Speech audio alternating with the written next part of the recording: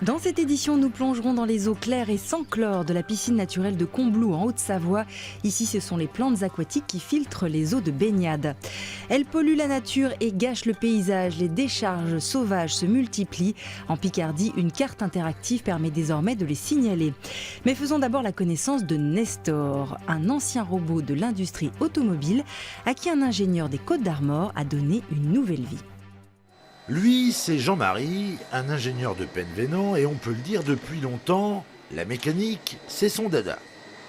En fin de compte, ça remonte à mon enfance, où j'ai grandi à la ferme, et à la ferme, il y avait tout un tas de machines agricoles, et je passais mon temps à regarder comment fonctionnaient les machines, et puis parfois j'en fabriquais aussi des petites machines, des petits mécanismes. Voilà 5 ans, il apprend qu'un robot de l'industrie automobile va finir à la casse. Il l'adopte aussitôt, le baptise Nestor, et lui promet tout simplement une retraite de barman.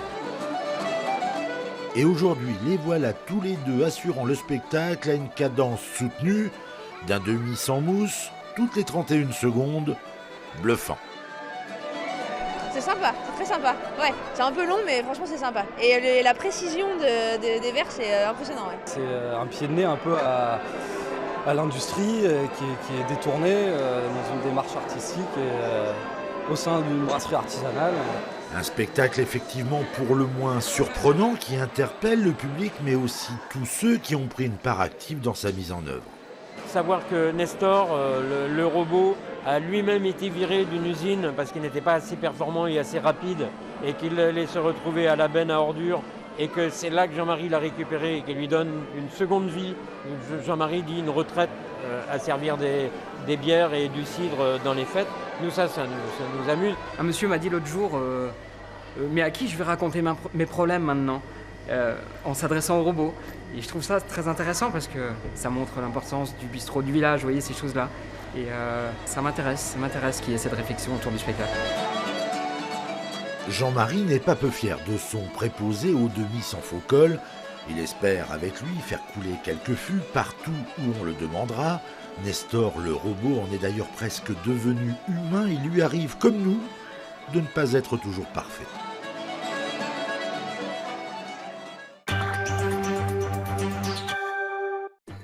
Comment lutter contre les décharges sauvages qui se multiplient dans les campagnes ?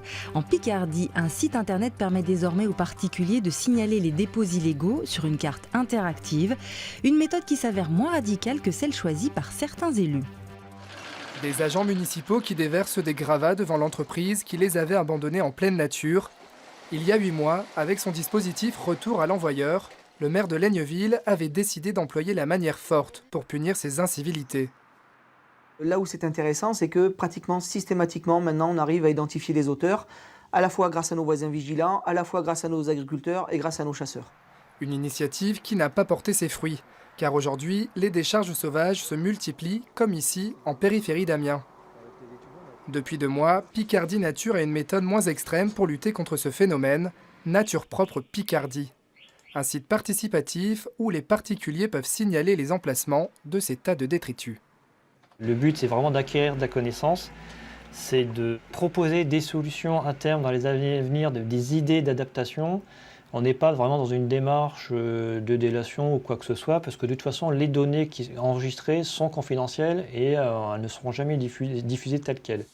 Le principe est simple, sur la carte du site, vous cliquez sur le lieu où la décharge a été observée. Reste à remplir les informations demandées, vous pouvez même y ajouter une photo et laisser un commentaire.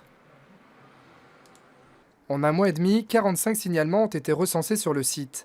Des renseignements utiles pour l'association, mais aussi pour les mairies. Avec cette démarche, effectivement, on leur donne les outils, on leur donne les armes en fait, pour lutter contre ces dépôts-là, car ils ont accès en fait, à toute une source d'informations réglementaires, avec des exemples de documents, de lettres, pour lutter contre ces dépôts-là.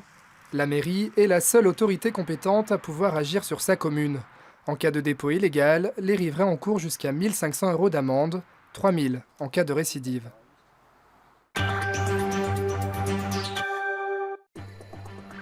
Avec la canicule, un petit tour à la piscine s'impose. Mais si le chlore vous indispose, direction Combloux, en Haute-Savoie. La station est l'une des premières communes françaises à s'être dotée d'une piscine 100% naturelle. Ici, ce sont les plantes aquatiques qui régénèrent l'eau de baignade. D'un côté, la vue est imprenable sur le Mont Blanc. De l'autre, la vue sur le jardin aquatique n'est pas mal non plus, même s'il n'est pas là que pour le plaisir des yeux. Ici, les plantes régénèrent, nettoient et filtrent l'eau des bassins de baignade. Résultat, une eau claire entre 20 et 25 degrés, sans chlore ni produits chimiques. C'est super avec les plantes à côté, avec les places limitées. En plus, pour les entrées, il y a une eau qui est pure, qui est super agréable. Elle est un peu froide, mais c'est très très joli.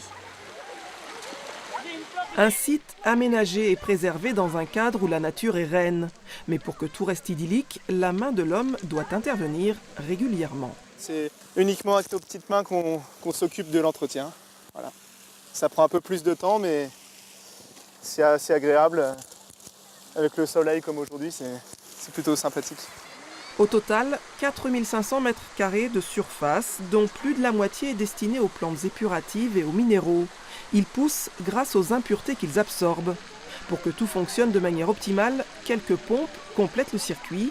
Des analyses sont faites 2 fois par semaine et le public est limité à 700 personnes par jour. Alors on a pas mal de gens du coin qui viennent et surtout énormément de personnes, alors beaucoup d'étrangers.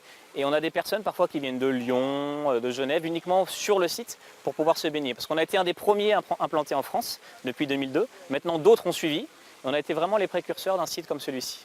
Et ça plaît énormément aux gens. Le plan d'eau 100% biologique est un atout touristique qui fait recette. L'été dernier, le biotope de Combloux a rafraîchi près de 24 000 baigneurs.